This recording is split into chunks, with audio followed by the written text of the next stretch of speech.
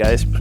So let's just start over more or less. So we're gonna start from scratch again. So this is the follow-up to last week's episode. I was trying to create a website where you can basically share an event time with people easily. So you just basically go in, you pick a date and time, and you send a link to somebody, and they see a nice big clock and a date, so nobody is confused about exactly when the thing is happening. So let's get the web server back up and get into at Xactly, so at Xactly.com, and then let's go ahead into Nginx. The Nginx folder is where the configuration files and stuff are. So I'm just going to run Nginx in here, and then it will fire up on port 80 on this box. So let's go ahead and get Chrome up. Although, like everybody else, I'm considering switching away from Chrome, but we'll use it for now.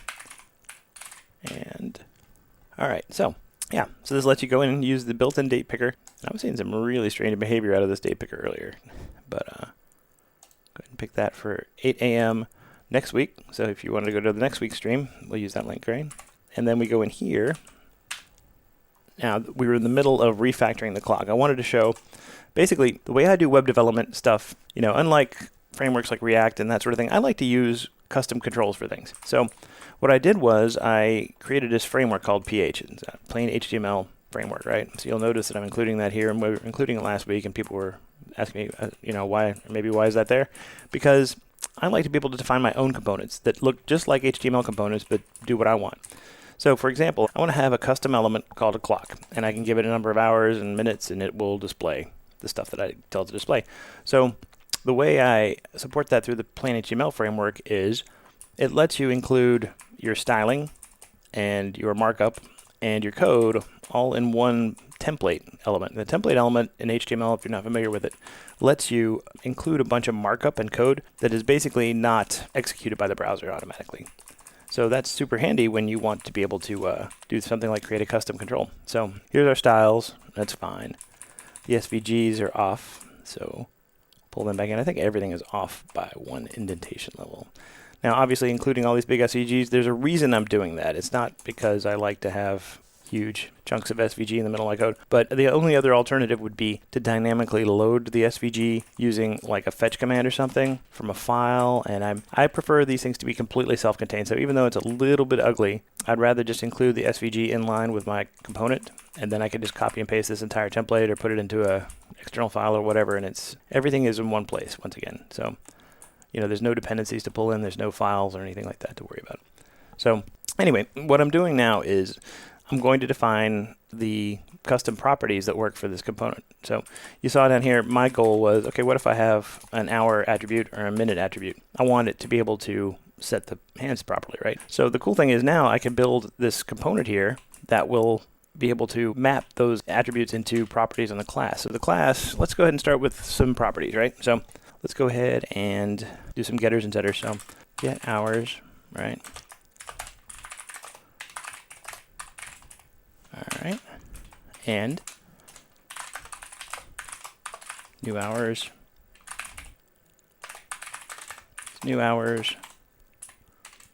and then let's go ahead and do minutes, right? So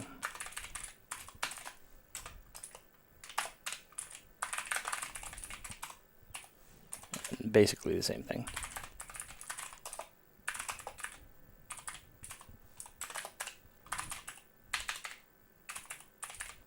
You notice I'm using that underscore convention. That's what I tend to use for properties that are hidden from the outside world. So put an underscore in front of them to indicate that you shouldn't just be directly accessing them. I mean, they're not really protected or anything, but it's just a convention, and it's kind of an old convention. So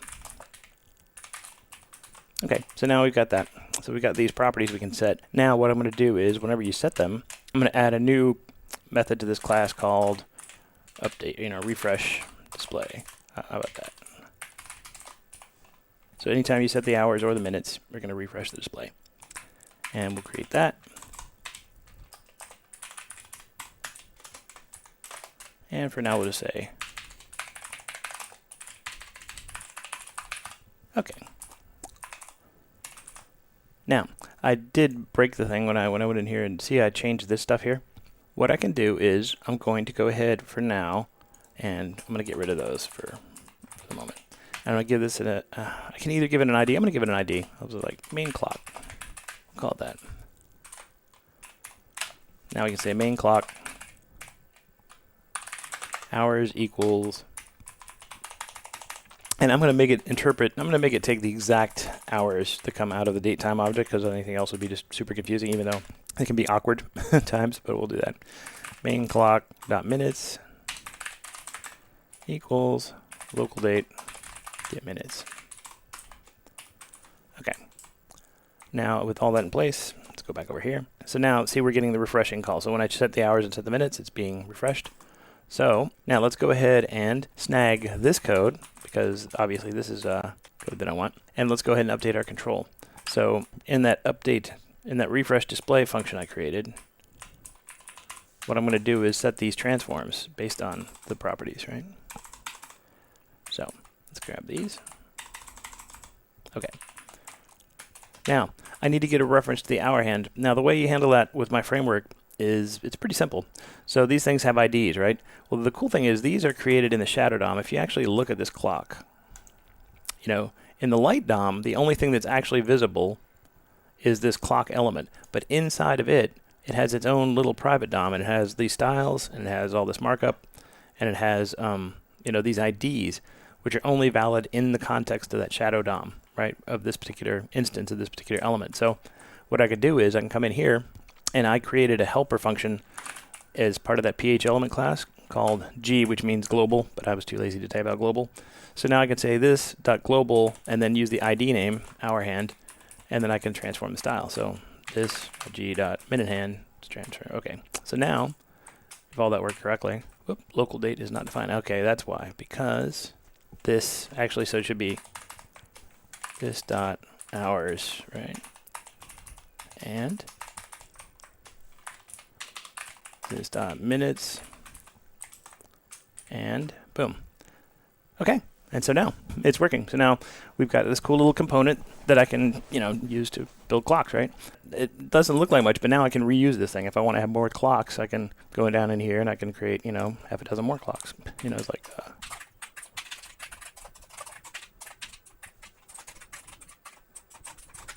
so now I got a lot of clocks. Let's talk about another thing we need to handle. So this event was 8 a.m., which is fine, but we need to know the difference between AM and PM. So let's make something that happens later in the day. Let's make something that happens at night. Like, let's make it at 9 p.m., right, or 10 p.m. That's fine. So we're going to copy this over, pretend we went to somebody else's machine, boom. So now we can't really tell the difference AM and PM, so we could use an AM or PM flag or something, but that's always an issue for internationalization reasons, right? It's like you got to localize the name, you got to use, we'd have to do some funky stuff with the date. It could be done with the date time object, and you could figure out a way to get a locale specific string and put it in there. I'm leaning towards something a little simpler. Like it'd be cool if maybe there was like a little sun icon or a little moon icon or something like that to show. So we went down this rabbit hole last week. We're gonna try it now. I'm gonna go try and find some vector art. So let's go find some. Gonna find ourselves a good sun. And obviously we want kind of a matching moon. So basically we'll be able to show either sun or moon or what have you. That one looks more like a fried egg. Well, I'm not loving any of these yet. Should we draw one? Went so well last week. All right, fine. We're going to draw one. All right, well, so this is my sun. This is kind of impressionistic, but that's what you get. Make it fill up the whole thing. Let's save this bad boy. And so you remember, yep, we have our design folder, so we have our sun. And now, let's make this into a moon, I guess. Well, we're going to call it good. That's going to have to do. Looks kind of like a banana, but it's a moon. It's too small, probably. I should make it a little bigger. And now we save as moon. Okay, let's export this bad boy. Now let's call it, yep, moon.svg. That's good. Get our sun. Okay, so now we got our cool new moon and sun SVGs. Let's go grab them.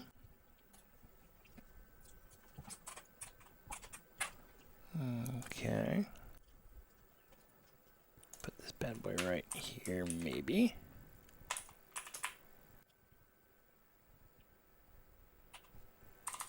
Oh, this is a big one too. Yeah, so this is becoming unwieldy. All right, so now this is another case where custom elements to the rescue. So here's what we're going to do. Like I said, the way you have to understand is SVGs work this way because they are part of the DOM, right? When you create an SVG, this clock here, these are actually part of your DOM, and you can style them using CSS and all that kind of stuff, right? So if you include them using an image tag, an IMG tag, right, they're no longer part of the DOM, and you can't go in and manipulate them and style them and do all that kind of stuff. So what I'm going to do right now is I'm going to grab a control I've already made. So to deal with this problem, I created my own custom control called an XSVG control. So let's go find that control, and I'm just going to use it.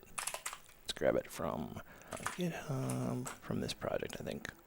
And it would be in, yeah, I think it would be in here, right? Okay. Yep, this is a bunch of custom elements that I've already created. So, all right. And let's see here. Yep. So what this does is it lets me include an SVG as if it were an image tag, but it becomes part of the DOM so I can manipulate it. Trying to think if it needs anything outside of this. Let's see. All right, so let's grab this thing.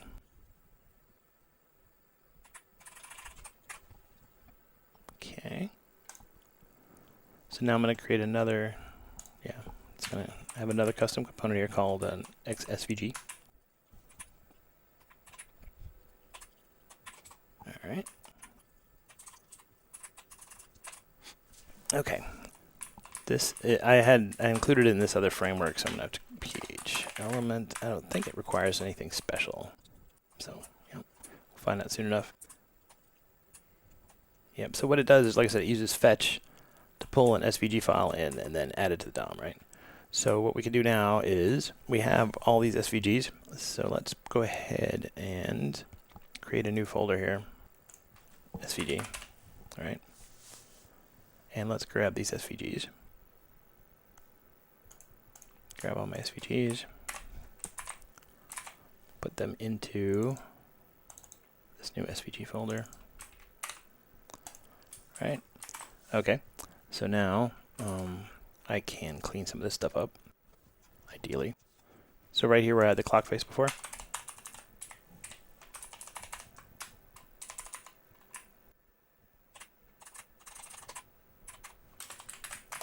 SVG clock face.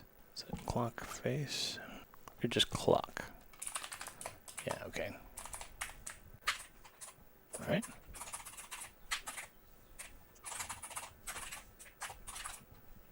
Minute hand.svg.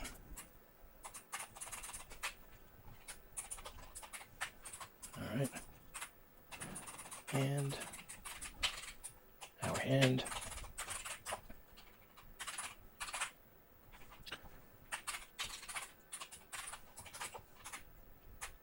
And I'm also noticing something else I gotta fix. I should make these all absolute because we had that issue if you were in the last stream when I didn't make them absolute, because when I have this cool custom URL here, then everything became relative to that, and that was a bunch of 404 errors. So let's save these off, see what happens. Okay. Clear element. Yes, okay, so it does need something. I added a helper called clear element to my framework, and all it does is just basically clear the contents of a given element. So we're just gonna do that ourselves.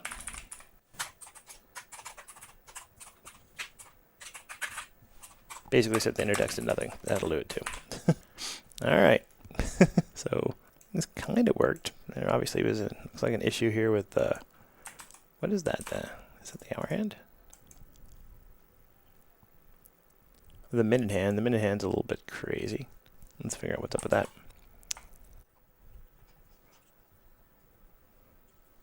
Minute hand. Okay. Yeah, why is that so big? All right, so we're going to do a quick recap, although it's been a good bit. So what I've been doing is I've been converting my clock component into a custom element using my framework, the PH element, the PH plain HTML framework, right? So what I was explaining is the goal here, I want to be able to just basically plug in a clock anywhere I want a clock. So this is a clock component now, right? And the way I define it is up here, I can create a template, right? This is for an SVG component, but let's go find the clock. and I give it the element name as the name of the template, right? And then I include my style. This is all going to be presented in the Shadow DOM. So now I can put the style for my component here, and it's completely private to this instance of the component. So I can, use IDs, I can do whatever I want, and it's not visible in the light DOM, right? So this is Shadow DOM stuff. And then down here is where I'm including these SVGs, and that's what I just did was I added my SVG component. This is a way to load SVGs as if they were images, sort of.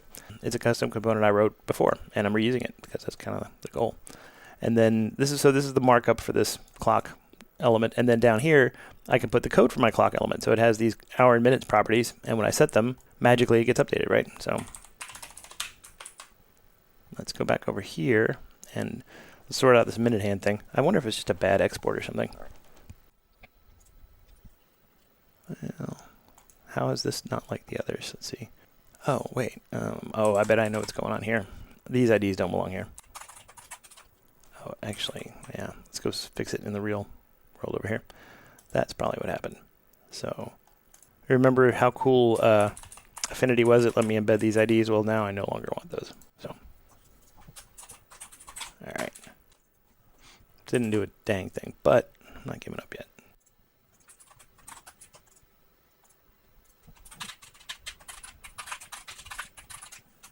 Okay. All right. Okay. Puzzling. So what's the deal with this? Oh. Where's the hour hand at? Oh, I bet I know what's going on. Okay. I got to do some more styling. I didn't update my CSS stuff. Okay. These guys up here. Well, that should be right. Position absolute, transform origin center. So let's see. Maybe that's the deal. Whoops. Okay. All right. That's interesting that sometimes it loads, sometimes it doesn't. It's kind of peculiar. Not sure why that is. So, okay, so now things are kind of back to normal-ish. This is 10 o'clock, but we don't know if it's 10 a.m. or 10 p.m. So I'm going to put like a little icon down here. It's going to either be a sun or a moon. So the way I will handle that will be, let's create a container for this. And equals AM, let's see, equals day, night, or something like day, night indicator. All right. And then we're going to have these two more SVGs. We need equals sun. Let's see. Equals sun.svg. Okay.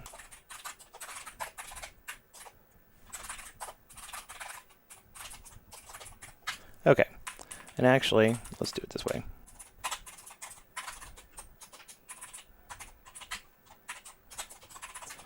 Okay. This is going to be kind of whack, but let's go ahead and do it. So there's our sun, there's our moon. Everything's kind of stacked up there. Yeah, the happy little moon, happy little sun. There you go. Day, night, indicator. Let's make it 20% just to start.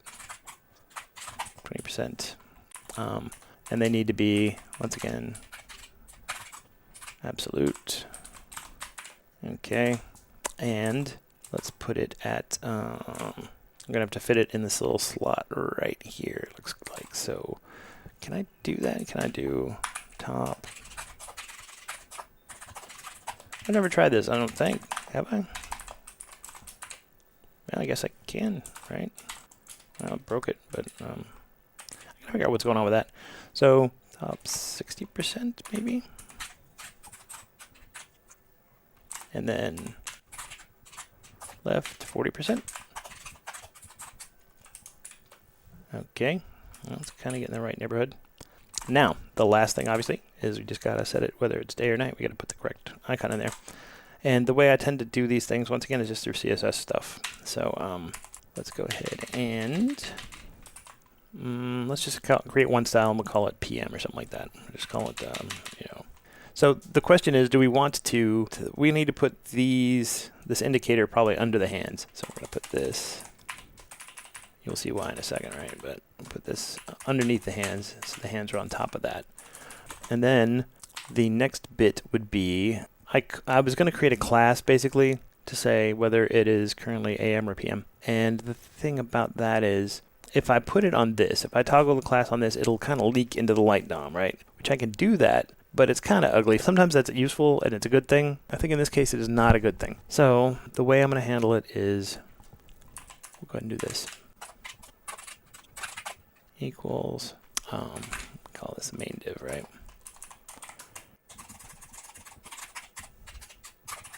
So now I'm going to move some of the styling. Well, I guess I'll leave that like that. Actually, do I want that? No, I don't want that. Okay.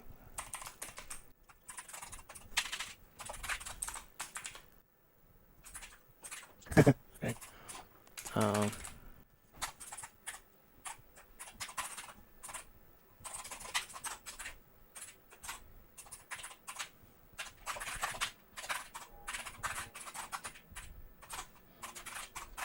Width, height, 100%.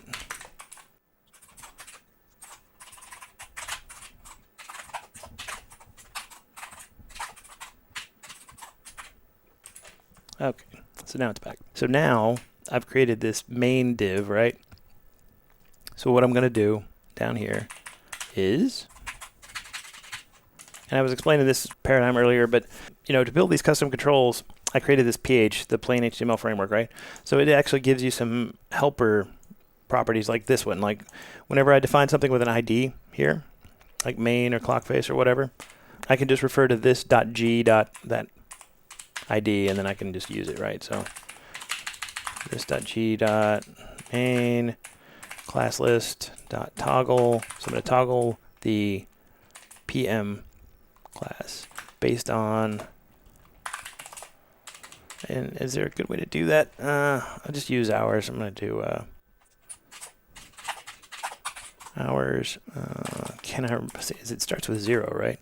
Equal to 12, right? I guess we can test it. Okay, so now I got this PM class. Let's go ahead and be optimistic and go ahead and put our styles in. So what this means is the default case will be, let's see, display none, right? And then display block, right? Okay. And then we do .pm sun display none. Okay, so this is actually, yeah, that's right, 23. What is 23? Oh, that's wrong though. So 23 should be 11 p.m. Is that right? Yeah, that's wrong. 2100 hours. Okay, so wait. No, wait. Hold on. Local time. Now I'm getting confused. 9:26, 10 p.m. Okay, let's get this right. Let's not lose track of the fact that we actually have to be accurate. 10 p.m. Yes, p.m. Right? Okay, there we go. Cool. What if I make it 10 a.m.? What happens? That's a.m. All right. I'm gonna pick one that intersects with it too, so I can see. So what if I go to like, let's go to 6 a.m. See where 5 or 6 a.m. See what happens. Whoop. Yep. Okay, so the hands do appear on top of the indicator, which was the goal. Okay, very cool. All right, so that seems to be accurate. And so once again, like I said, the goal with doing this was, you know, now I have a custom clock component. And you saw before, I used that SVG component. I already had that laying around. So the more web components you build and the more useful stuff you got. Like now, if I need a clock somewhere, I can just grab this and use it. You know, so that's kind of handy.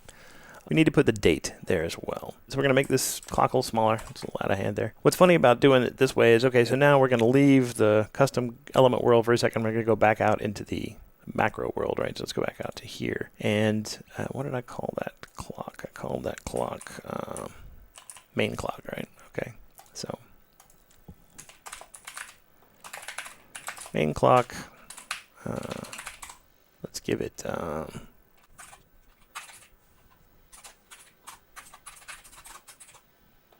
maybe a little smaller. Okay, right. And okay, so once again, we're going to get into layout stuff here. So I got this layout going in the event page. So I'm still a big Flexbox fan. I know Grid works and people like Grid, but I'm still kind of, I guess I'm just more used to it. So we'll do some Flex stuff here. And the question is, how big is this page? This page is full height. Okay, so align items center. Is that right? Okie doke. Now, let's add a place for our dates to go. So I'm not completely crazy. We can go ahead and put a div here. So dates. Dates even, you know, this is the trick when you learn, when you've been living in Bangkok and been in other places, like, you know, everybody's got their own ideas about how dates work. So, you know, month, day, day, month, that kind of stuff. I am tempted to look into, I wonder if I could just use like the locale specific stuff and just put the date as a string down here or something, maybe. So let's look that up a second here. JavaScript. Let's see. To locale date string. Let's see. Maybe that's what we want then, huh? Donnerstag. That's what I want. I want Donnerstag for sure. All right. Could it be that easy? Let's see. Maybe it is that easy. Who knows? Let's see.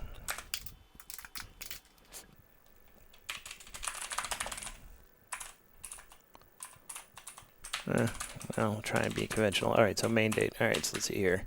And over here, we'll say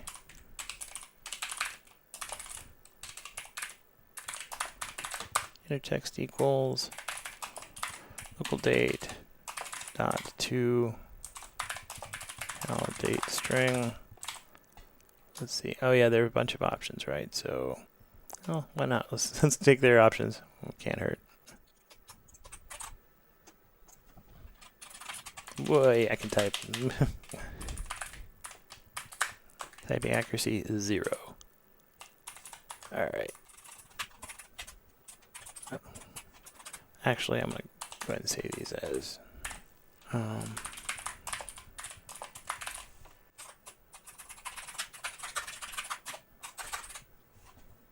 right. Okay. And I thought I said, didn't I say row? I meant column. Not that. How about that? Now, the fact that that doesn't load sometimes really makes me mad, and I'm not sure why that is. But I'll have to get into that. Okay, so let's make that a little bit bigger.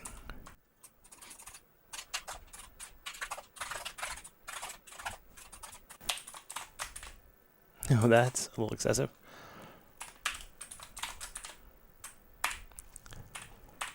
Yeah, why is that? Is there some kind of network problem going on here? Okay, so we're running into some kind of a timing issue, I guess, maybe. I bet that's it. I bet that, yeah, okay. Yeah, this is happening because I think my custom element is being loaded before the parent has any size or something like that.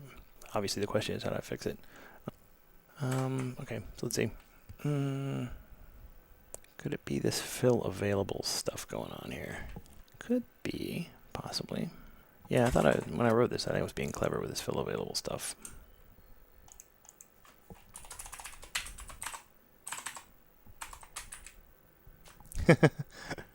Yeah. Okay. All right. So I was getting fancy with that fill available property, and I guess it was causing some issues. So that's what you get. So, all right, guys. So I think we're really kind of almost done. So time to do some cleanup and make it look a little nicer, maybe. I mean, I don't know how much nicer I'm going to make it look because I'm not really a designer, as you can see. Let's go ahead and let's just come up with some colors. Come up with some colors for this thing. And for that, I'm going to use another thing I wrote. I'm like this, yeah, the old joke about the dad, and he's like, so you want to buy a sled? No, I'll make you a sled. You know, I got an old box in the backyard. I can make my own sled. Who wants to spend all that money for a sled? So, let's see. Yeah, take a look at these and see what strikes are fancy. Or maybe, you guys ever used as like coolers? Yeah, it's got an extra O. Coolers.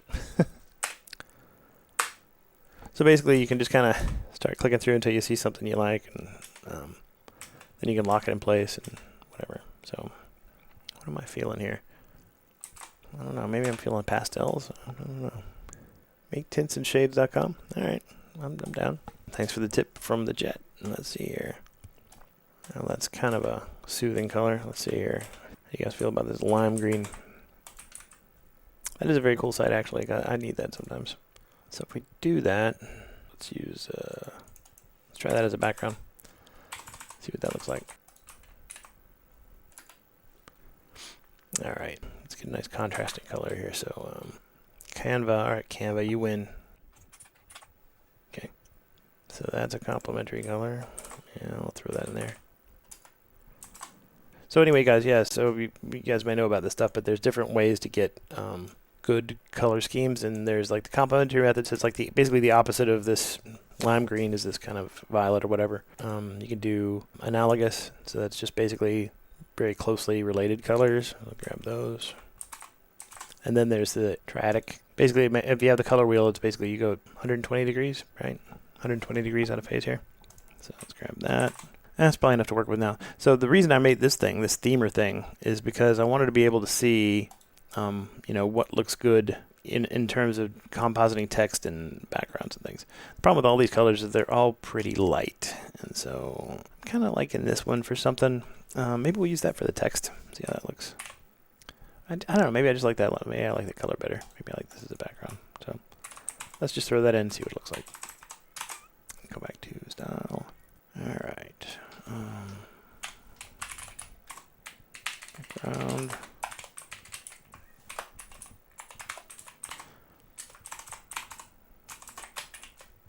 Okay. Obviously, there's issues.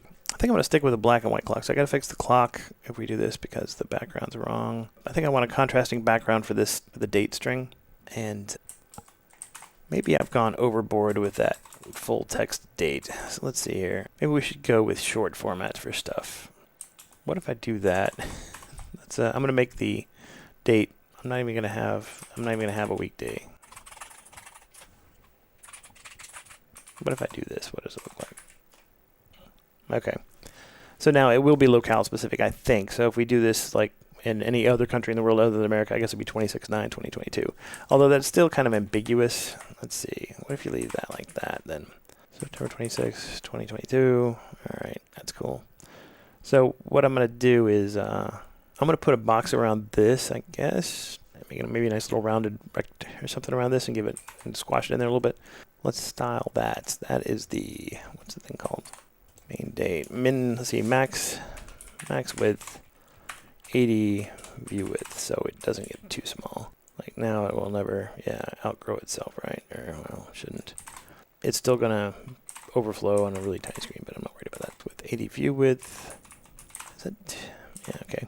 Let's give it a little bit of padding. Yeah, let's give it a little space out there. All right, so now let's give it a background. And now let's go over and look at our colors and see what we pick up.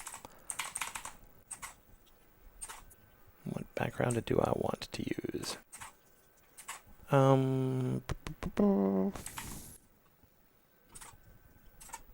Should I just go with black and white? I don't know. I'm tempted. What does that look like?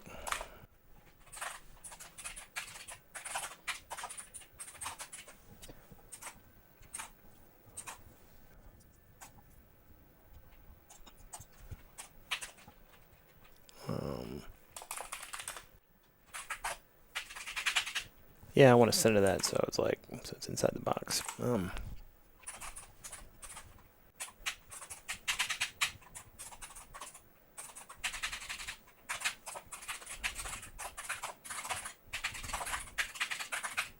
right, we'll just do that. Create a container around it. And I did see this, which was kind of cool. See, main date container on display. Line items, center, justify, content, center. All right. And margin. I would probably want a margin here, actually. Okay. Now.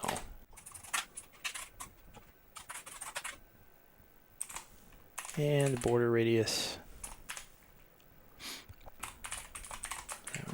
be like that. Okay, well, it's kind of looking okay.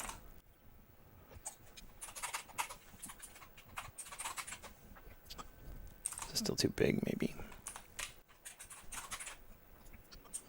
All right.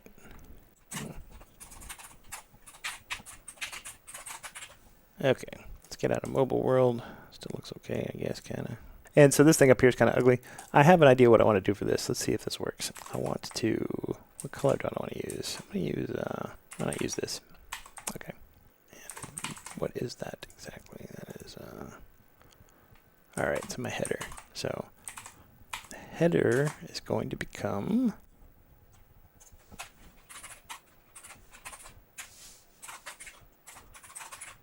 oh, yep. Okay, actually, header, I don't want that. Actually, what I want is, I'm going to put the title, or the link, you know.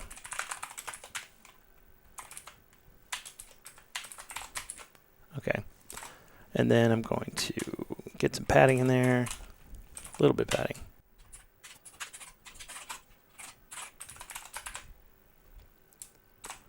All right, maybe, how about that, and one rem that way.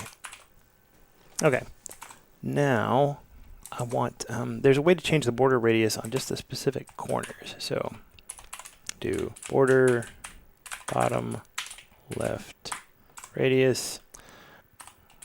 Let's see how that goes. Bottom right radius. It's like, it's not beautiful, but it's kind of functioning. Let's see, so let's get the clock cleaned up. So the part that is not white is the clock face itself. Maybe I can do this with some CSS stuff. Maybe, oh shoot, am I gonna have to edit the clock face? It's gonna kind of suck, but I will if I have to.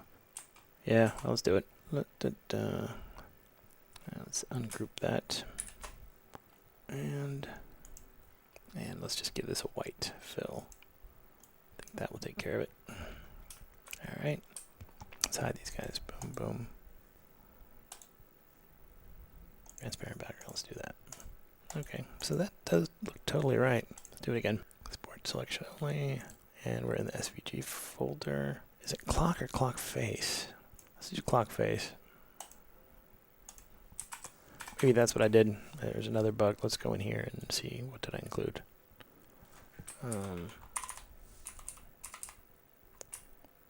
Clock. Yeah, see, it should be clock face. That's why. Okay. Okay. All right. So it's kind of satisfying. I mean, it's, you know, it is what it is. It's we're doing something kind of fast. And if you got this and you looked at it, what would you think? 6 a.m. September 26, 2022, maybe? I hope so. Let's see. Let's make it 6 p.m. Copy that bad boy off. That is one more thing I want to do, actually, is create an explicit, yeah, there we go, 6 p.m., right? Yeah, I don't know. It's okay. I want to put a little clip icon here so you can clip it to the clipboard directly, even though it's kind of useless. I mean, you just click and copy, Control-C, but people expect that. So let's go to, I feel like I've seen these before somewhere. All right, let's copy that bad boy. And we got our outline. Is Sublime smart enough to deal with this? I hope it is, because no, apparently not. But we'll try.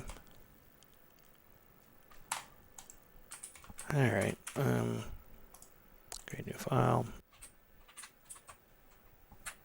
Copy icon. Okay. So now we're going to go back to our date picker control, wherever that lives. Okay, it goes right here.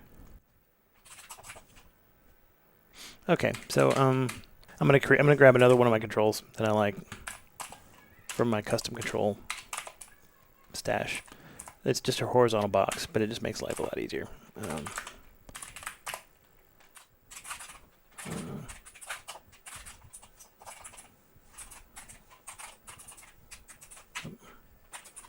So let's go find that.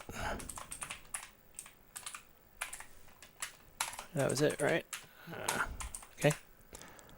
So HBox, which is just what it sounds like. It's a horizontal box, but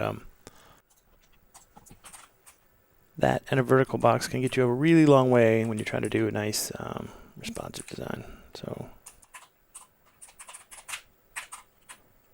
all right. The reason it looks kind of wonky here, it's a long story. Maybe we'll get into it for the next episode, because what I was doing was I was working on an editor for editing these custom elements, and this is the output from the editor, so its indentation's kind of messed up. So let's see here. How's that looking? Okay. Oh, we're back to here again. Why is that? Oh, wait a minute. Hold on. What's going on? Oh, I broke something. Oh, yeah. Expressive element. So we need to call this a ph element. Broke JavaScript. And what else? VBox. Oh, wait. Oh, I thought I got HBox. Did I get both? Let's see.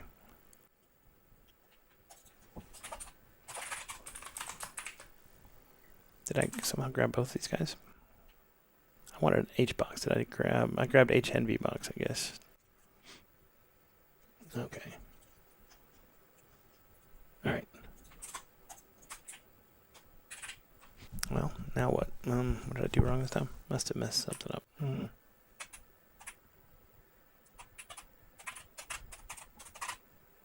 No. Did I mess up my markup? Let's see.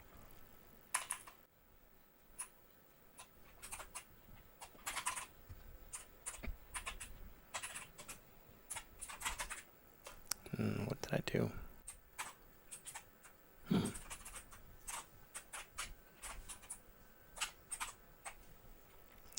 Okay. Okay, yeah, well, active stuff, so did I script CSS somewhere, or...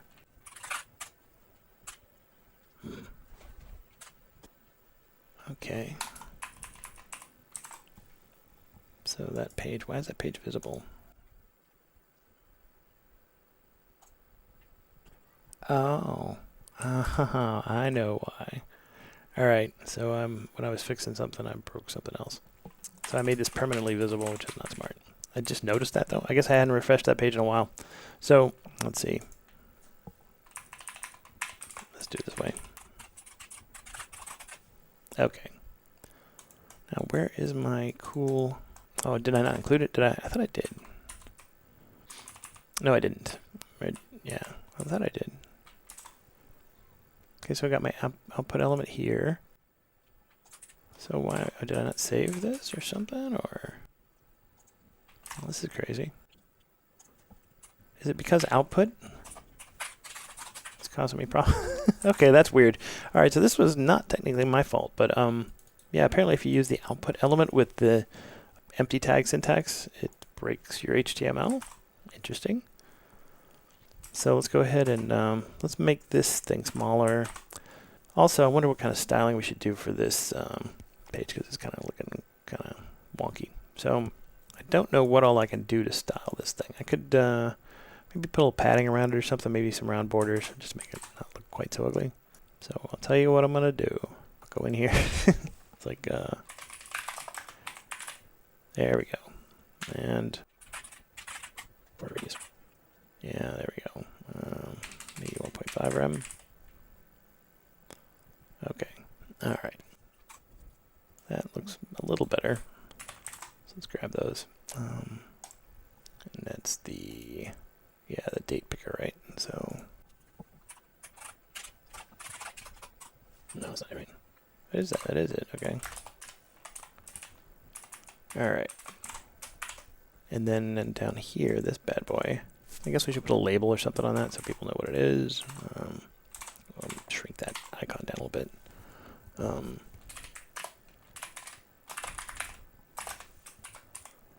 Now, it's not really a button, so let's do this. I mean, we'll do the right thing. We'll make it a button.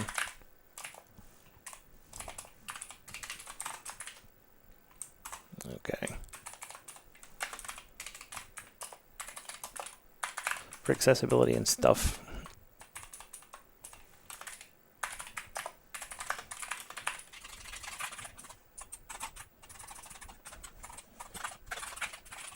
Okay. So now I got a copy button, so I can make that a little smaller.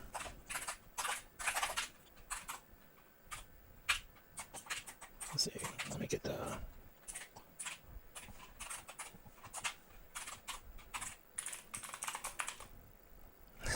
Okay. All right. Okay, so here's another thing I can do. Give it here, class equals middle. I think, is that right? Why is that thing so tall?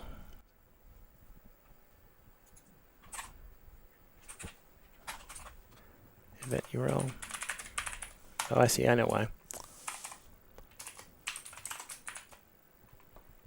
All right. And we're going to call this container event URL container. Good enough.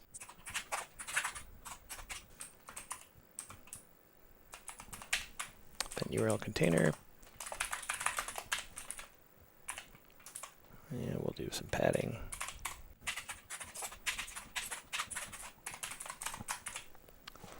All right. And now, yeah, obviously that's kind of ugly. So what I can do with that is, I like round buttons a lot of times, man. So we'll either make it a round button or I'll make it no background or anything. How about that? Let's see. So what if we do no background whatsoever?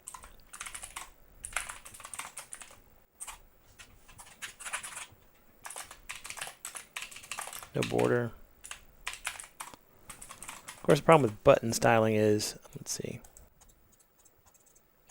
Now it just doesn't look like a button at all. It's like, so we can do some hover stuff, I guess. Whatever. And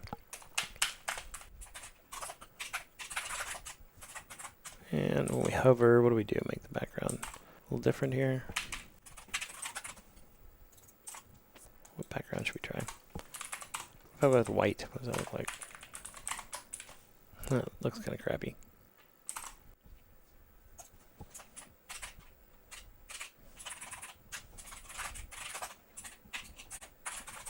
Oh, okay, let's see. That's too much.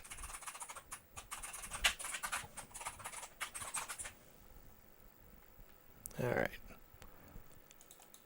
Let's give it some border.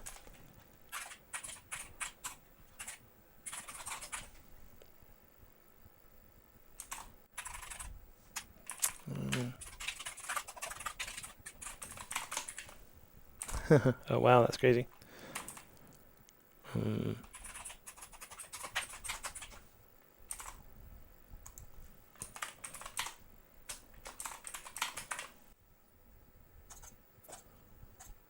All right, well, I can kind of live with that. Let's give it a label as well. Go in here and do it right here, I guess. Use a vertical box. Like I said, I created these because it's just so much easier to do simple responsive designs. You got horizontal and vertical boxes. So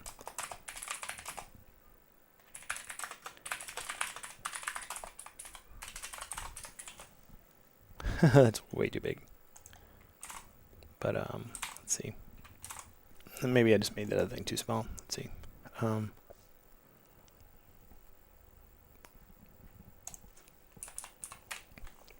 Make that 70%, maybe a little bigger. But I'm not loving that. I'm not loving the label. So get rid of the label. I think what I would like is whenever we change this thing, whenever this thing gets changed, whatever.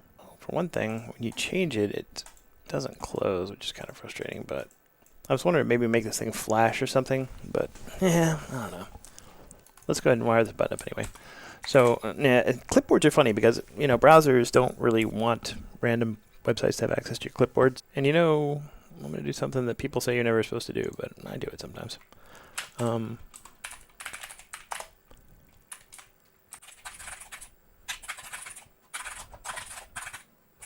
This dot value.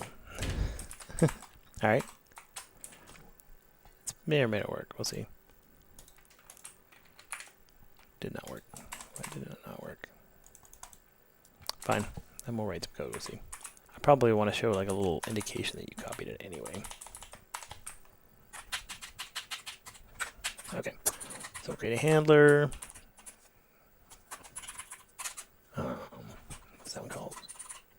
copy button. Okay. Add a click event listener. All right. Now, grab. Oh, not the target event. That's what I'm doing wrong. Oh, I bet that's what I'm doing. I'm completely crazy. Not the e.target. We want to grab the contents of the event URL. Event URL inner text. Okay. Let's see what happens now. Boom. No, that's wrong, isn't it? Or is it? Oh, is it wrong? Oh, wait, that's right. 12. Let's change it to something else. Let's make it like October or something. All right. Copied and... yeah, okay. October 5th. All right, so that's cool. That did, in fact, work. And one thing that's kind of cool is people like to see the little, like a little pop-up, a little fadey pop-up that says your URL was copied to the clipboard or something like that. So let's do that. That's kind of a cool effect. Because I'm checking. Yeah, we're good. We're only halfway through, so we'll get this done, and then we'll start thinking about deploying it pretty soon, because then you guys can try it, or people who are on, if you're still around. All right, let's go ahead and make a nice little display to show that we've copied to the clipboard. And we will put it, let's see. I'm kind of picturing like a little bubble that like floats up, like copied, something like that. So let's put it on the, here we go. And we'll call it copy confirmation, all right? And, okay. So obviously this is going to do not much, but the way I'm going to handle it is, I want to put it at the top level of the page, right? Or do I want to put it, let's see, here at the top level.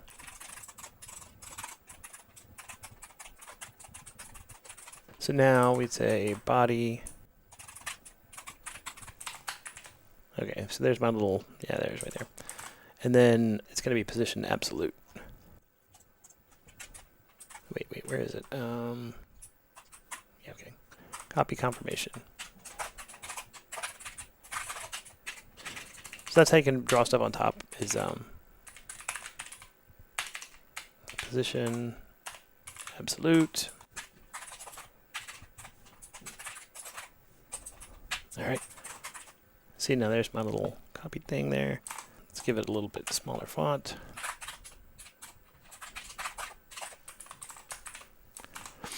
And so, yeah, well, we'll just do the, now when I click on it, it's just basically I want it to start on the button and then kind of move upwards and fade, right? So we're going to do that with the CSS animation. So let's see. The way to do that for the most part is go in here and right here, right?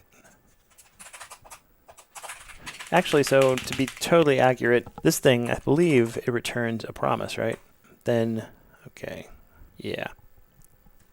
So I'm just going to catch the then. I'm not going to care if it fails. If it fails, there's other ways in the world to deal with it, so that's just up to them. But if it succeeds, then I'm going to go ahead and do this confirmation thing, right? So now, copy confirmation. Yeah, copy confirmation.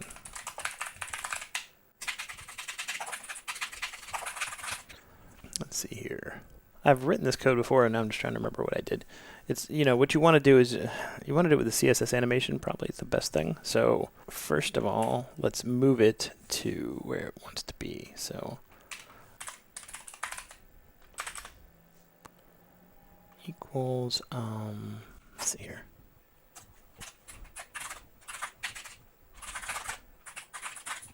All right.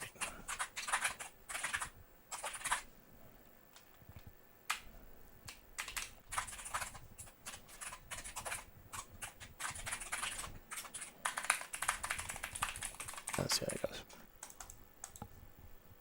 Nothing. No errors either, so it's weird. Okay, let's go up in here and do a point.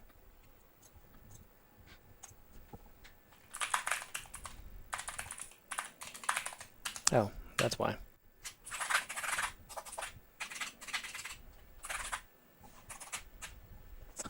What is it? How do you get the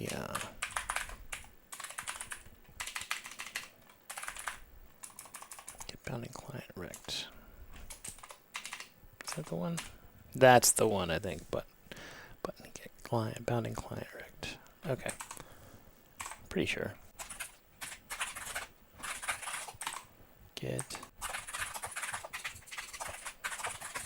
All right, and then the rect has x, y, width, and height. Okay. So now we want to make the top equal to rect.x plus. So we're going to center this thing on the button, right? So x plus rect dot width over 2 minus copy confirmation dot. Oh, how do we get its width? Let's see.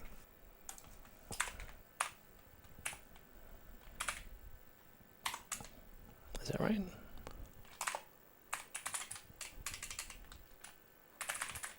Client width, maybe. Yeah. Over 2. This is one of the oldest pieces of code I remember writing, because centering stuff, you never get away from centering things.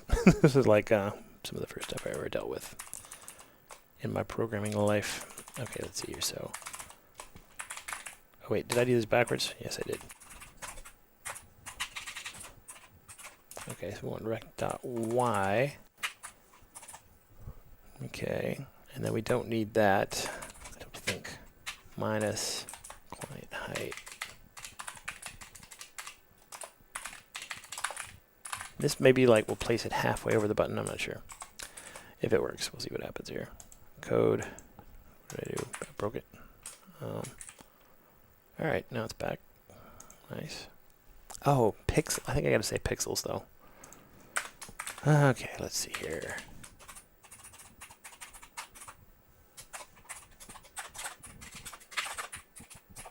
Does that work? Let's see if this does it.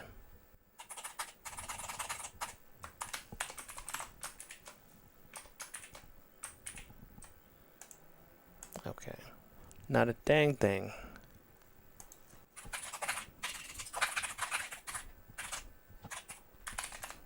Huh. Okay. Let's see what happened here.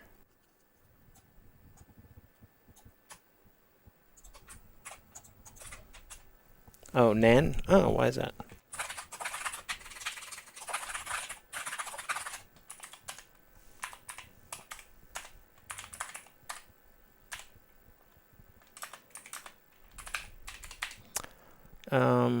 So we got to concat these strings together. So, and let's get fancy. Let's do this. What if I do it with backticks?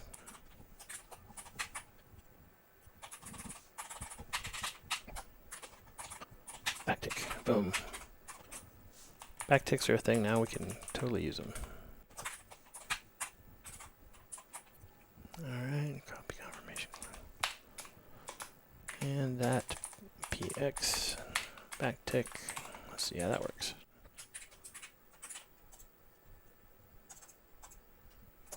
Nah, I'm still not right, but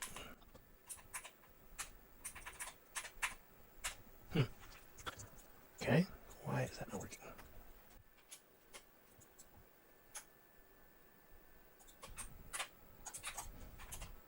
Still nan. Why is that?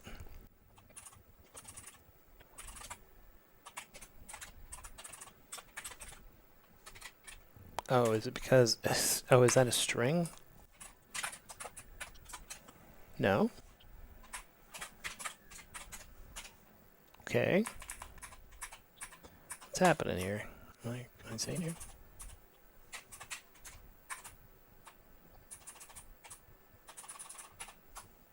Order of operations? Not a problem, right? I mean, that should be working, right? What is happening here?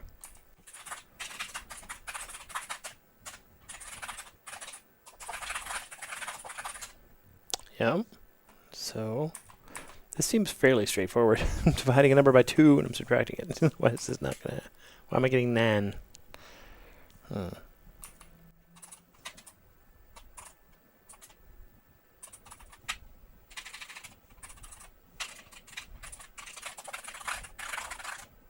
Oh, well, wait, so it's not a number? That is so confusing to me now. All right. Type of number. We do this. Number. Then when we use it, it gets pixels after it. All right, so fine. Forget it. Here's what we're going to do. We're going to get button rect const conf rect equals copy confirmation dot get. Okay, that is an interesting thing. I've never. All right, let's see. Button rect minus conf rect dot width pixels. Okay, and then button rect dot x plus dot width divided by 2 minus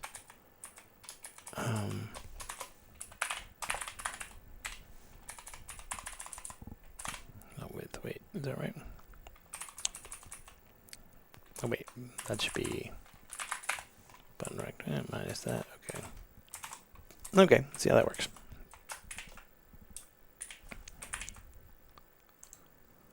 And Eureka. So that wasn't so hard, was it? So there's a little copied text, right? Now I'm just going to animate it, move it up, and disappear in. So the way I'm going to do that is just going to do it in the CSS animation. I guess I could do it with the transition. Yeah, the tricky thing with animations is you have to animate based on a CSS class change.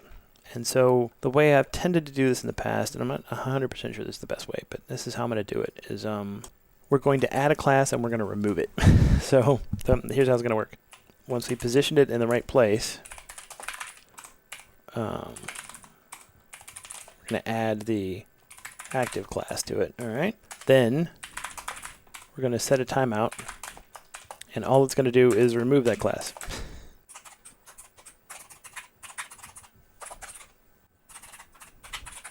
All right.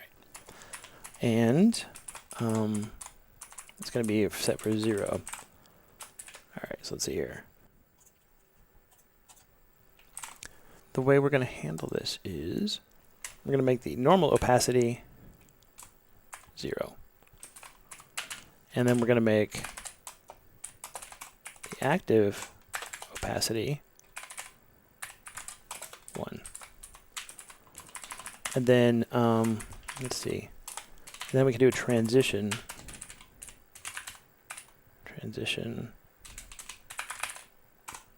And the transition is, let's see. I'm trying to remember.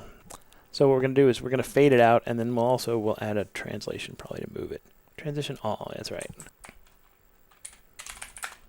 Let's give it 3 seconds so we can watch it. Let's ditch these. And nothing. Okay. So let's see what I did wrong. So did I put the transition on the wrong one? That's always a trick, is like, I can never remember which direction it's supposed to go. Nope. Put it on both.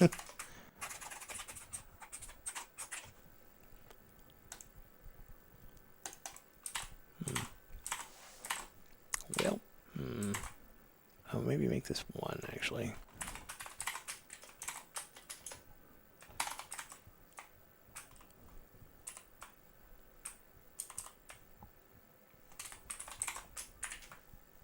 Because it has to be shown for some amount of time, I guess. All right, let's see. I wish I knew how many times I've had to solve this problem.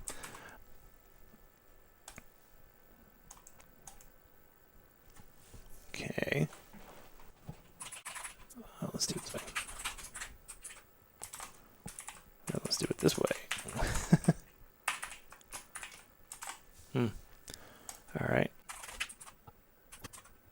Let's give this a little longer then. Let's give it a 1,000 seconds here. Now the big question is, why isn't my transition working? So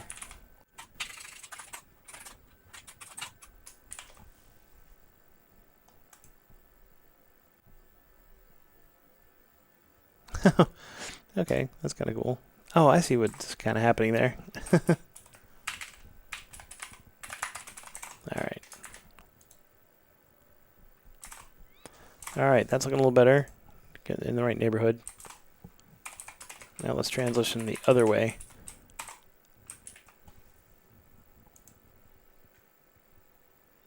So it's going in and out. Thinking about this.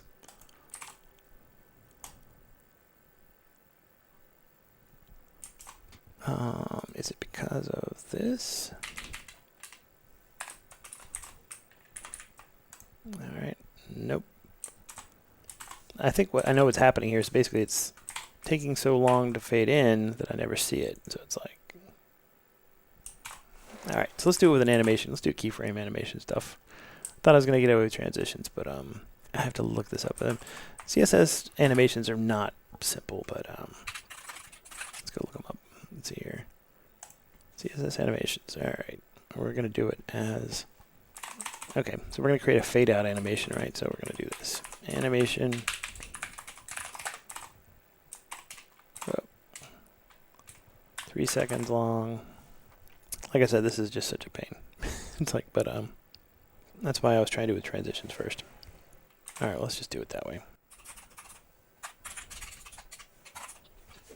And we'll call it fade out. All right. And then, okay. The old keyframes here.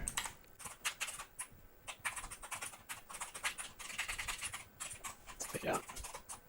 From opacity 1 to opacity of 0.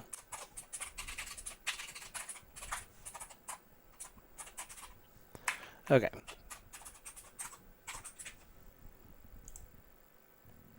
All right. Let's do this first. Let's see. Back to 0 again.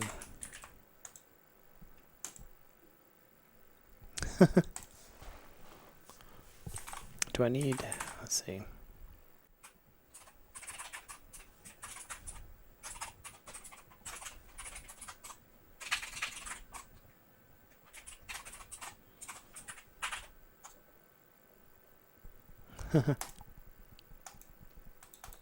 Oop, never happens again. Okay. Oy. It's always something.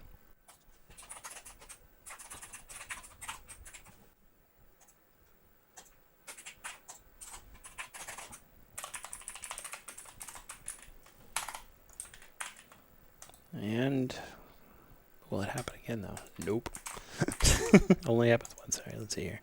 I have to get infinite, maybe animation iteration count infinite, I guess. All right, let's do that. Let's try this. Animation is 3 seconds, infinite.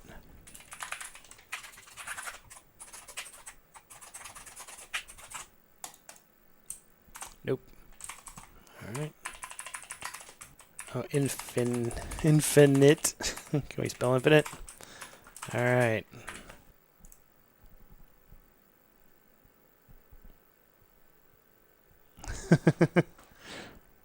Yep. Well, that's kind of all right, but not really.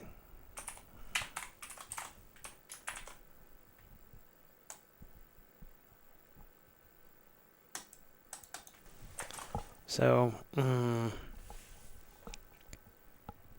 right, let's see here. Set it to 1, maybe.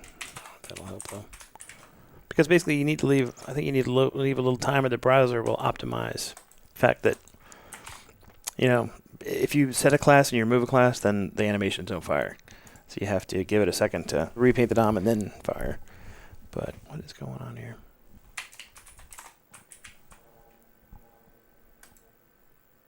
I really want it to happen every time I click that.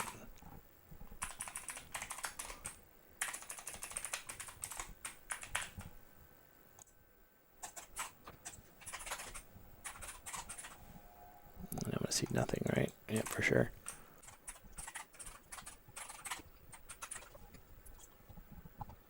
Okay. So let's go figure it out. So, oh my God. Okay. You're kidding. Oh my god. Wow. So what I'm reading here is that I never noticed that, but you can't just rerun the animation. You got to.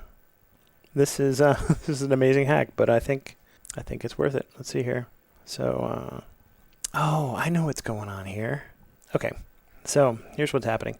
I'm adding the active class, and then I immediately remove it, right? And then the animation ends. So let's. I guess we're gonna have to. That's crazy, but let's try that.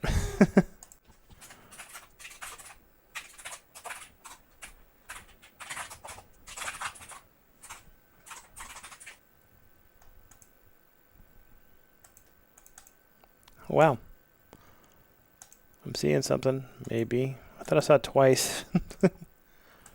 Only twice?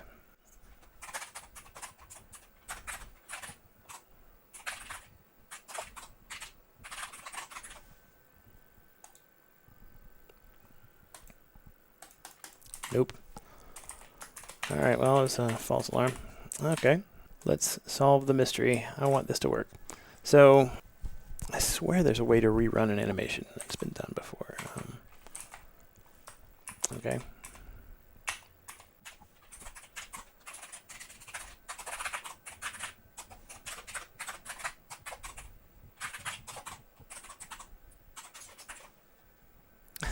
Oh, you see the fire up there?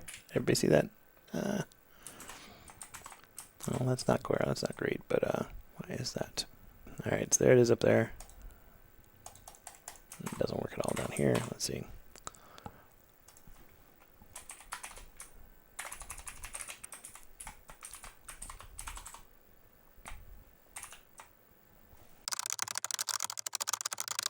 Think about this. We need the confirmation thing to be hidden when the page comes up. Then we need to show it, and we need it to fade out. I was trying to handle that, basically having the default opacity be 0, right? So, you know, when the thing comes in, you know, it's hidden because it's invisible. And then when we make it active, we make the opacity 1, and then we, over 3 seconds, whatever, fade it out to 0, right? And so I think, is the problem that I'm removing that class too soon? Maybe that's the deal. So let's do it this way. Yeah, I'm going to do this. So I'm not going to add it every time, because then I would end up adding a bunch of extra listeners that I don't really need. So copy confirmation dot add event listener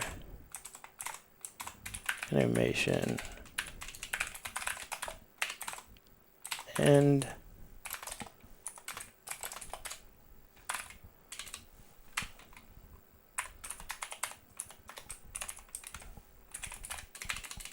class list remove. Is that right? Okay. Is that right? No, it's not right.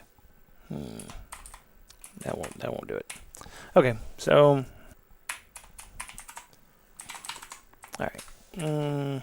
Yeah, this isn't gonna work. I'm gonna save it anyway, though, but yeah, because see, that's what I was afraid of. See, it's not gonna work.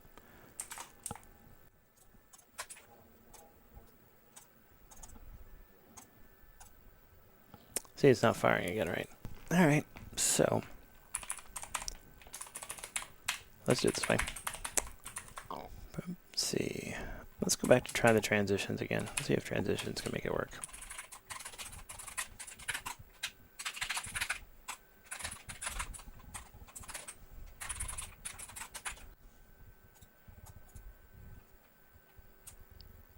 Okay.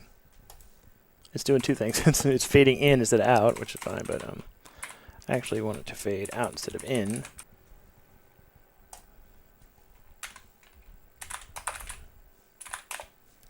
Yeah, this is ugly, but I think it might work. Let's see. Well, maybe not that ugly.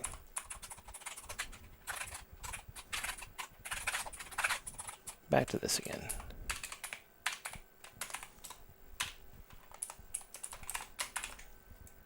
No.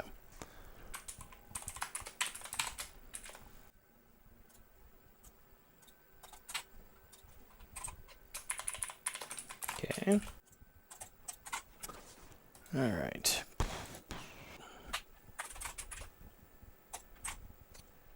Can I do it this way? Oh, well, let's see.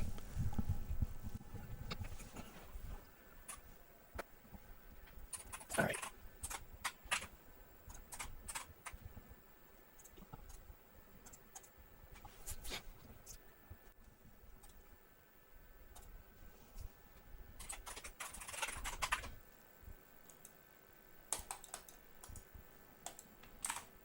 Yeah, it's not going to work. Okay.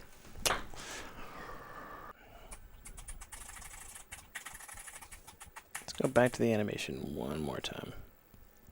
Let's see how we do.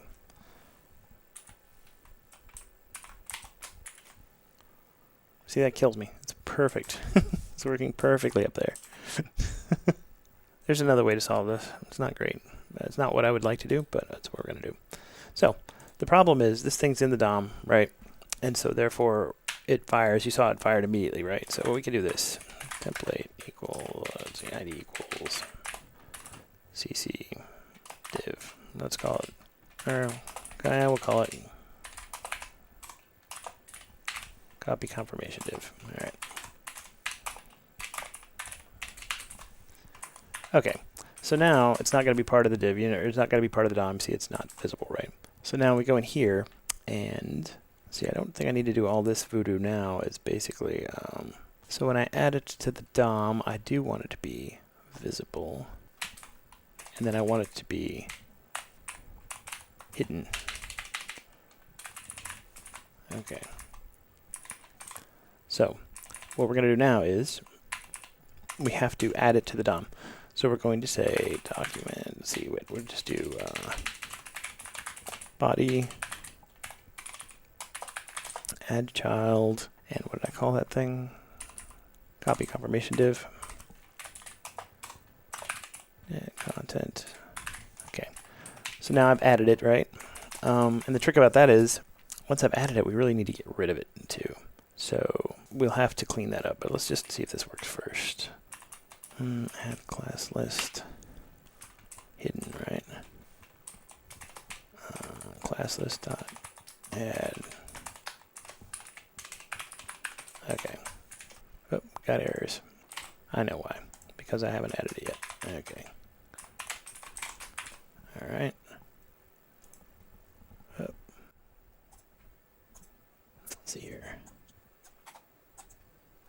Add child. What was it?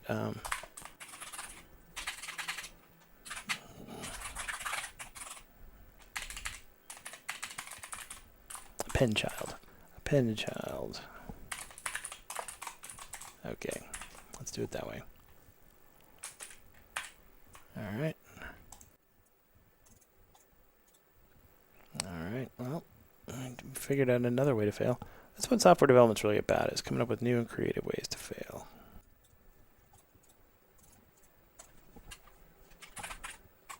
That's why. It's because it hasn't been displayed yet. So. So this set timeout hack, this is used a lot because sometimes you need the page to reflow before you can do anything, right? So we're going to do that.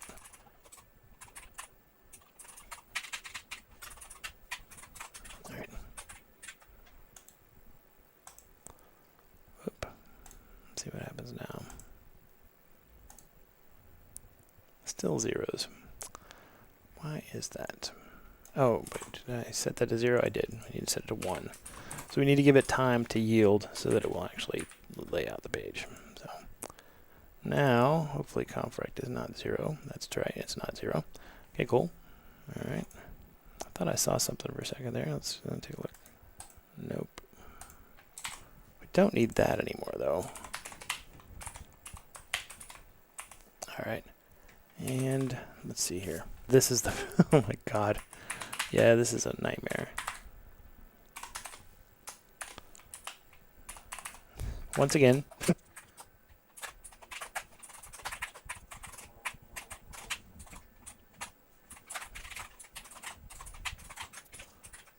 Thank you, JavaScript, for being like this.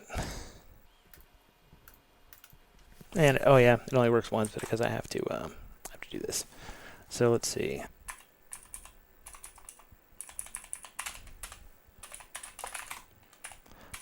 Add event listener, animation end,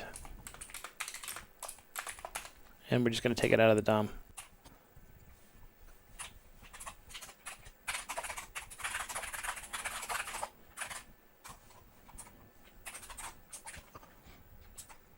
See if any of that stuff works.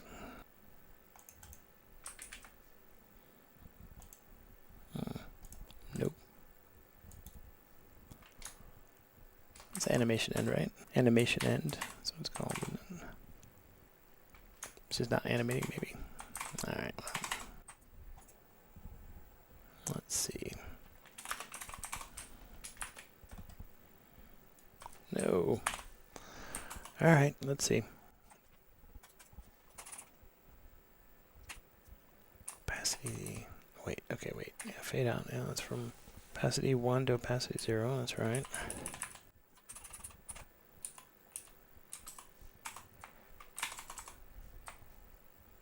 Oh wait, am I doing the wrong syntax here? Well then, so was I right with this before? Let's see.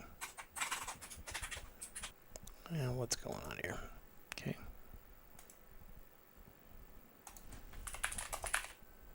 So there is no global right now. Copy.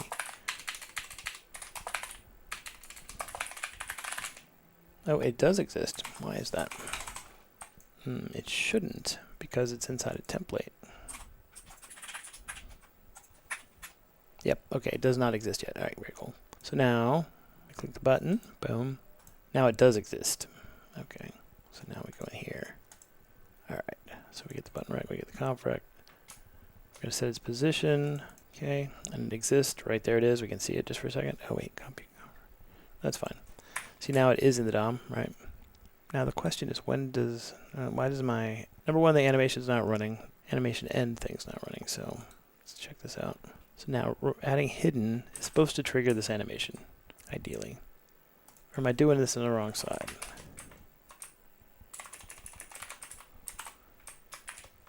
Let's try that. I think we're good there. We're okay there. We're not okay there. And that's not going to work. Okay. Well, now that I'm adding this to the thing, maybe I don't need to do an animation. Maybe I can do it with transitions. Let's see.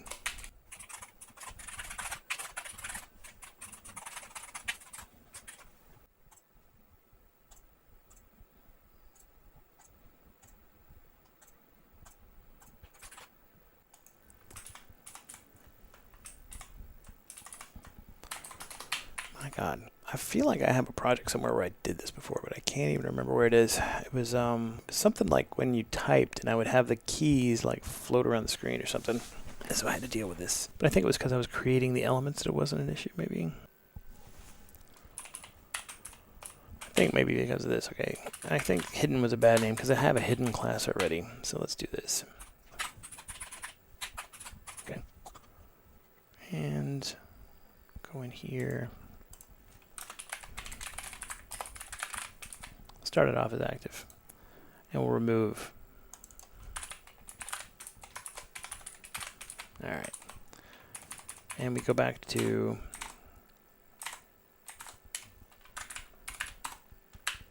transition 3 seconds.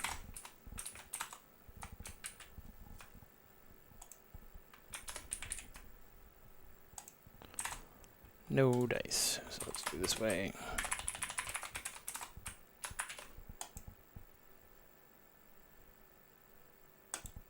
Okay, it worked once, so that's good. The only problem is it'll only work once. So what if we do this then? I think all I got to do is...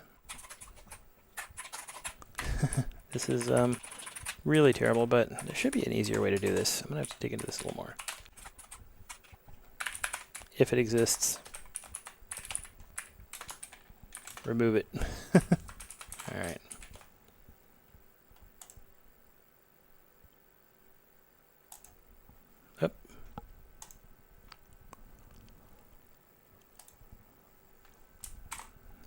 Wait a minute. It only works one time? That's crazy. Interesting. Do I have to clone nodes, maybe?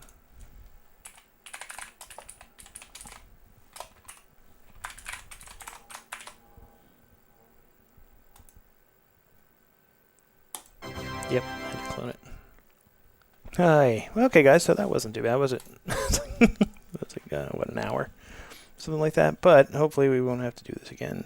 I'm going to add one more effect. I'm going to have it kind of like scroll up. So I want it to kind of float up in the air. So we're going to do that with the translation, right? So let's go ahead and add a translation effect. Let's think about the direction this thing has to go. If we're going to translate, so transform, translate Y.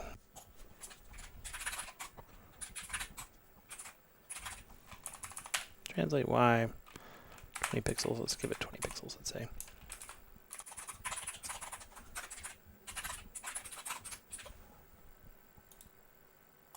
Whoop, I broke it. All right, so we'll just do transition property. So transition property, opacity, transform, transition duration.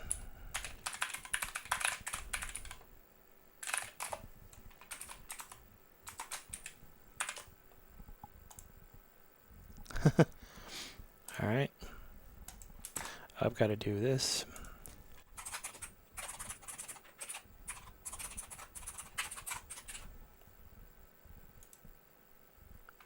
Well, cool. Let's just go in the wrong direction.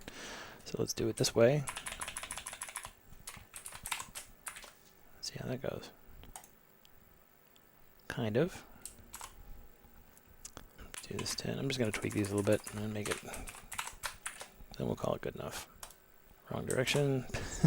So let's make it.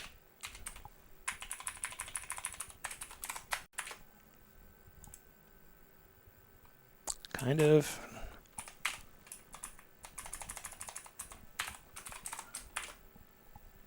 Or do I just want to make it 0 and I think I want to make it 0 and -30, let's say. Because they're going up. Kind of. Not bad. Let's make this 5. Bloop. All right. So, okay, so now it's a little slow. So let's give it like 2.5 seconds. And I can use a different transition function. Let's use a different easing. Easing functions. If you're familiar with easing, easing is basically a function that shows the rate of change for movement, right? So like if it's linear, then it moves the same speed the whole time.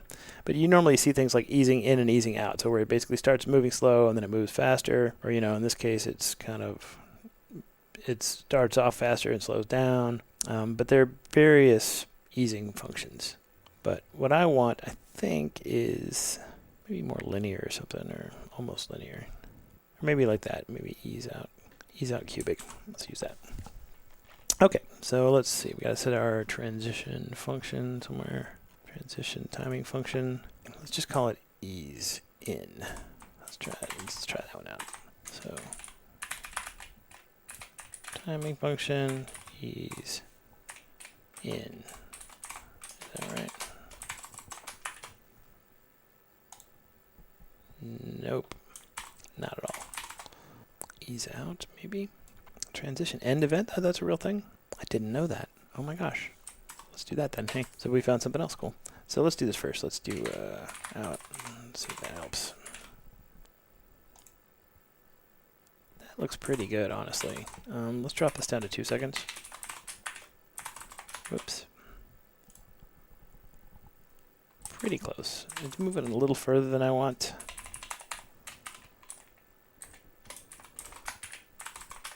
Keep refreshing the wrong screen here. Okay, pretty good.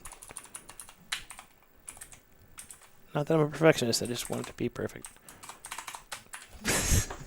Alright, let's see. There. Okay. Nice. And so now that I know about the transition end function, I can delete the, yeah. Well, I mean, I could put that in here, but the way it's written now, it's pretty much guaranteed to always work. It's going to delete that element no matter what. So instead of breaking what I already got, I think we're going to stick with this. So, okay. So what do we have? Let's recap. We have a website that lets you go in here, pick something, right? Let's pick today. What's the next time it's going to pick? It's picking noon, right? Yep, okay. Oh, wow, we're after 11, so it's getting to be time to deploy. So we can pick this, we can copy this, we can paste this, and we'll see. It's a little confusing that That's 12 noon, but it says midnight. But if you know how noon works, maybe it's okay. I don't know. I wonder if I should be even more clear about that. Well, we're going to roll with it.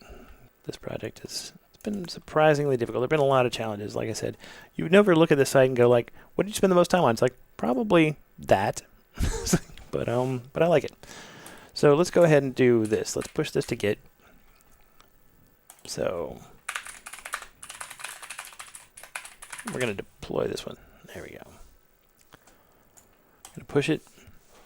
And now let me go ahead and we're going to get a server to put it on. So I think we'll go ahead and set one up from scratch. I have a provider. I use 1&1. I don't get any money from them or anything, but they're pretty decent and they have pretty inexpensive servers. So, and one, let's go to 1&1, and I'm going to go ahead and do this off screen.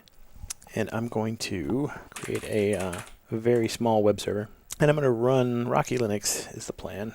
Tell you what, I will go ahead and show this. I don't know that there's going to be anything really spectacular that you guys are going to see in here, so I don't need all that. I just want to go to my servers and cloud, and you might see some garbage in there from other projects. Some of them are active, some of them are not active. I'll show you how this works, with at least with their control panel, and if you use a different provider, it's probably not too much different. Okay, so here's what I do. I'm going to come in here, and I'm going to set up a virtual server. I'm going to set up a really tiny one. It's going to be like a $5 a month server probably. So let's go ahead and click on the old create cloud server. We'll call this one @Xactly.com. So really feel like we should be able to fit this thing into an extra small, but I'll be running Linux, so we'll go with 8. We're going to go splurge. We're going to go with the $8 a month version. And then we're going to pick a Rocky Linux. That's what we want here. Put it in the US, I guess. And then advanced options, I can't remember what all. Yep, get a new public IP firewall policy. And I think what I do is, we'll start with Linux. We'll do it with Linux for now. Okay. And let's create this bad boy. It's going to take a minute, it says, so we'll see about that. Once it's up, I'll tell you what I generally do is, and there's my root password. You guys are going to enjoy that. It won't be that for very long though, but if you guys want to hurry up and get in there, you win. So it's deploying. It's a race against time, isn't it? So I'm going to run my terminal program, Termius, which I like pretty well. I've actually already paid for it, so haven't I? I think I have.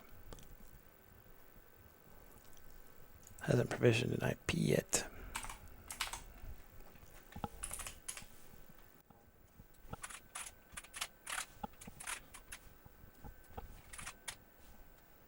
All right, so it exists.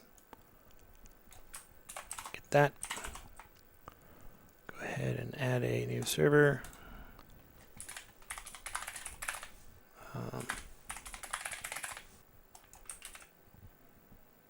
Okay.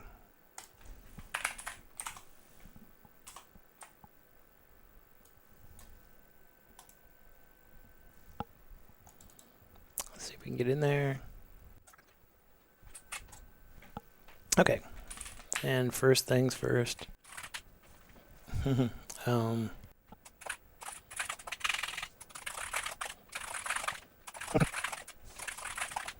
Okay. Now, obviously, as soon as I did this, people are trying to hack it because that's just how the internet works.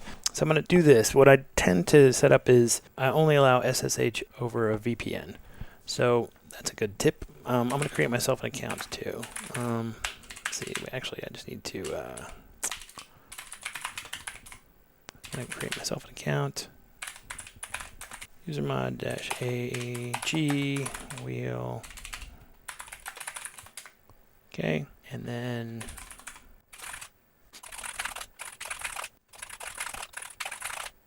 all right. So let's do this. Let's get out of here and let's go ahead and fix up this problem. What we're going to do is we're going to go look at my firewall policies. And I'm pretty sure I have one that will work, because all I really want to allow is, I'm going to allow 443 pretty much. And that's it, I think. Maybe 80 and 443, I guess. So let's see. Yeah, see, that's way too wide open. I'm going to go ahead and create a new one. And we'll call it call it web server, right? And so the protocol, we're only going to allow port 80, right? And we're going to allow 443 for SSL. And that is literally it. And so we're going to create that one. And I think it takes a little while. And as soon as that's done, we're going to assign it to the new server. And then I won't be able to SSH in anymore, but I can connect to a VPN and do it. So, all right. Very well. Okay, let's go assign that to the server. My @Xactly server. Let's go in here and set up the firewall policy. We're going to make it web server. Boom. All right. Okay, so now confirming, if I try and connect to the server, it should not work. But it did work. Maybe it didn't take yet. Let's see. Is it still doing something?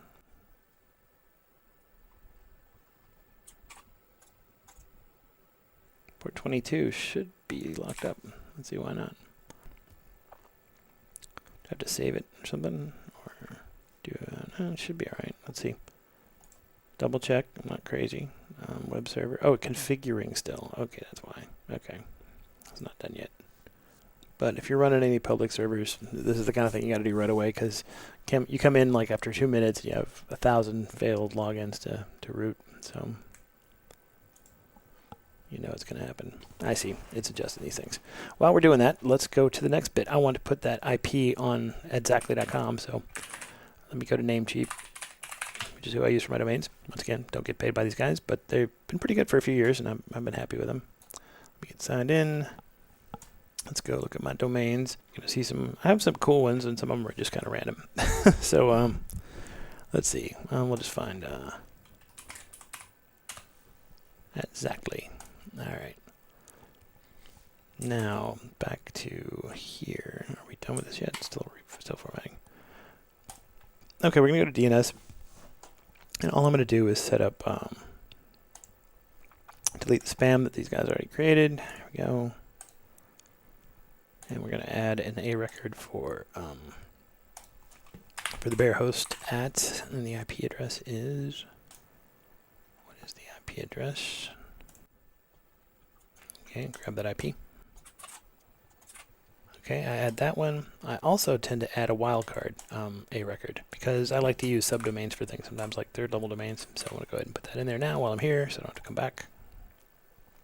Okay. Now let's go look at, did this thing get done? My firewall policy is finished configuring yet. Come on, firewall policies. Still configuring. So I'm kind of scared to start trying to log in until I do that, because it's just going to boot me out. So I feel okay about Termius. Termius is pretty good. Nah, I'm not going to leave a review though, but I feel okay about it. Termius is a nice terminal program. Actually, I use it for a lot of stuff. Now let's wait till this is cooked. And once that's in, then I said I'm going to have to, may as well get a jump start on that, I guess. So I'm going to have to use my OpenVPN stuff to get into this place. Alright, so I'm going to have to find a VPN configuration. Where did OpenVPN run? I guess while I'm doing that, I can come in here. Here in 1-on-1, they have VPN stuff right here. So I will grab the US VPN key stuff. Okay, so I'm going to download that. I'm going to need that. Okay, so meanwhile, now this should fail, ideally. And it does, which is exactly what we want. Okay, so you can no longer just SSH in, which is good. All right, and while I'm here, I'm going to go ahead and edit this, because now I can start using the domain name @Xactly.com, right? Now I got to add that VPN configuration I just downloaded. Oh, okay. Whoa, that's not what I wanted at all. Let's see. There's OpenVPN. All right, let's import a file. Actually, I'm going to rename this one and one US, so I don't forget about that. All right.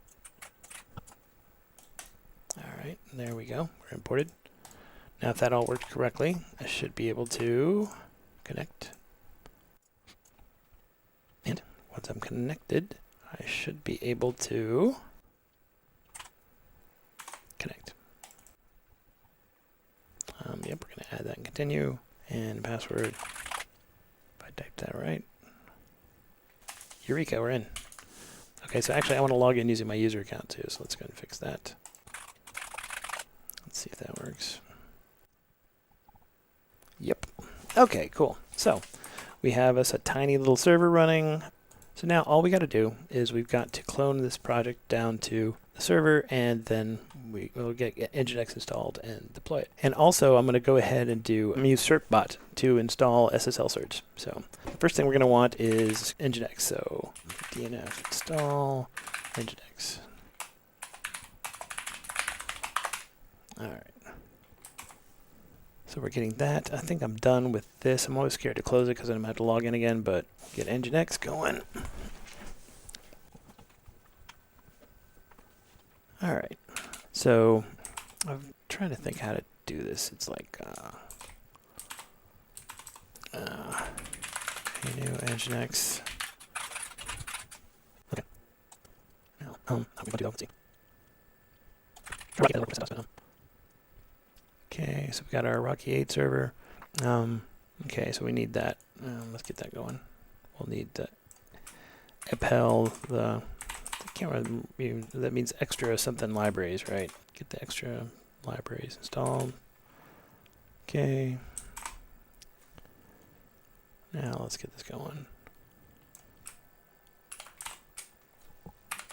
Certbot basically automates the process of creating SSL certs using Let's Encrypt, which is free. So you get the free SSL certs, which is nice. Okay. I guess it's okay. I haven't memorized it, but I guess it's okay. Okay. Now, let's see. I generally turn off firewall default, so how about let's do that. Sudo disable.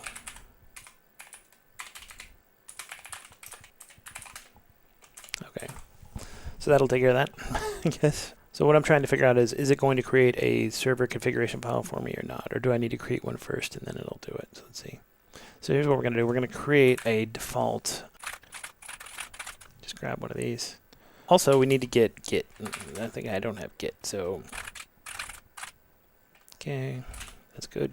And then my general structure for stuff on these servers is I create a folder off the root called server files, where I put my specific stuff. It's like the stuff that I'm going to download. You know, it's like I just like to keep it kind of segregated from everything else. It's just easy to get to. So let's go ahead and get a URL, and I think I don't even have to authenticate or anything because I made this a public repo. So let's go find. Yeah, let's go see. Exactly. Hopefully it's up there somewhere. Too many repos, huh? All right, let's see. So I can just grab that. There we go. And clone it right here. Git clone. Oh yeah. Well, okay. So we'll just go ahead and actually, I might have to change some stuff. So right now, let's see. Everybody can read and execute, so that might work. Okay. So now all I got to do basically is get this www folder shared, and we're good to go. So go to, come on, man. Lag to America is kind of bad today.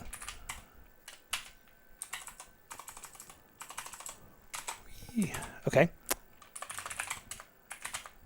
Yep, we got nothing, so let's see. Okay. See, there's a TLS server. Here's a port 80 server. All right, so we're just going to grab this bad boy. And I wonder if it's already active. Let's see. Yeah, it probably isn't because... Okay, so we're going to copy this block. I wonder if I just want to delete this block. I think I do. Do I? Well, maybe not.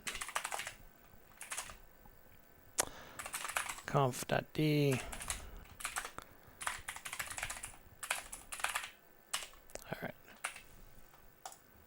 Okay. So server name is @Xactly.com. Okay. And the root is server files and files, server files.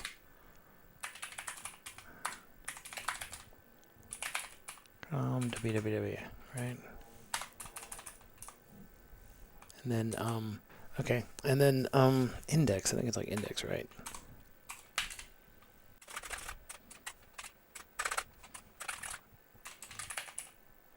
Okay. Oh, come on, man.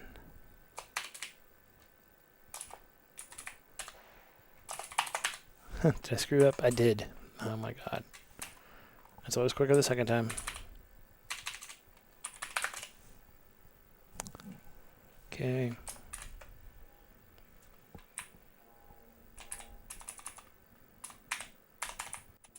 Yeah, the lag's kind of terrible. That's why I'm bouncing all over the place here. All right. Okay.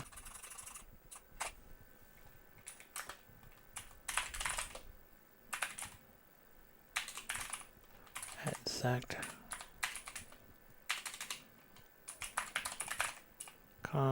www. There we go. Add an index directive.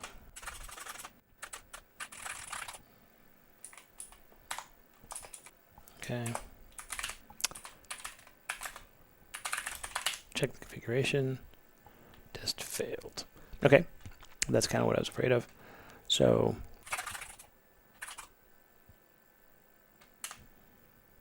I just need to delete basically this built-in server block. Get rid of this. Okay. Okay. So let's enable it. Enable Nginx now. Okay. Now if we go to this. Yep. So if any of you guys in the chat want to try it, you can go to the Insecure site. Boop. I'm going to go ahead and create a link for next week. There we go. Next Monday at 8 a.m. my time, right? 8 a.m. 8:00 8 a.m. Yeah, that's right. That's weird. So a bunch of stuff's not there, but we'll figure out why, I guess. Oh, because PH, I've got to do that. So well, one thing at a time. To get submodules, see, how do you initialize submodules? Get submodule update init recursive. All right, we'll try that. Okay.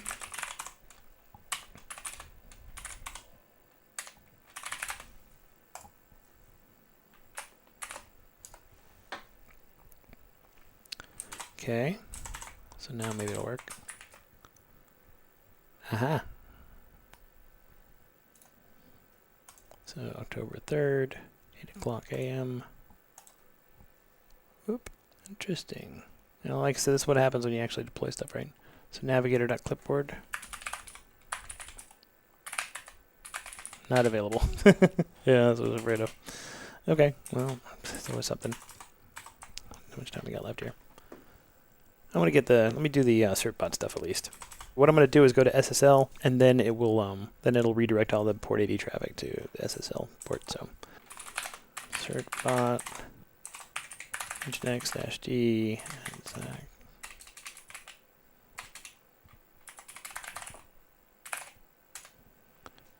All right.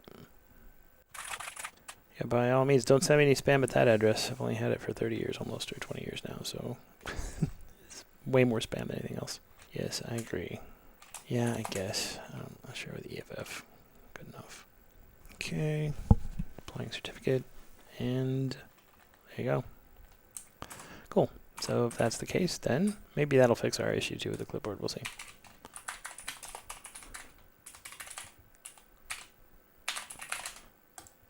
Yep, that actually took care of it. Now that we're SSL, we can copy stuff. So, holy cow. Guess we could do a little testing. Let's make sure this is accurate. Copy this bad boy. Paste it here to make sure it works for me. Nope. Doesn't work. Oh, because, all right, see, there we go. My configuration is not quite that straightforward. I need to look at, see, good thing we test, huh?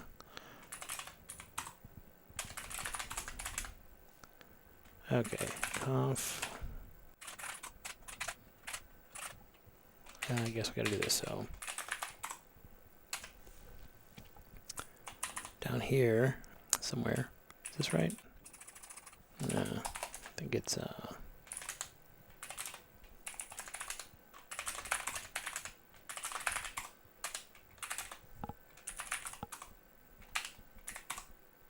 okay, what did I do? Yep, this location. I gotta add this location here. I need this. Let's add this to our configuration.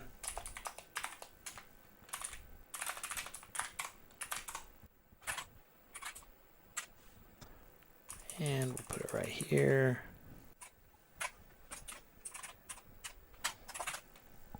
Make sure I didn't break it.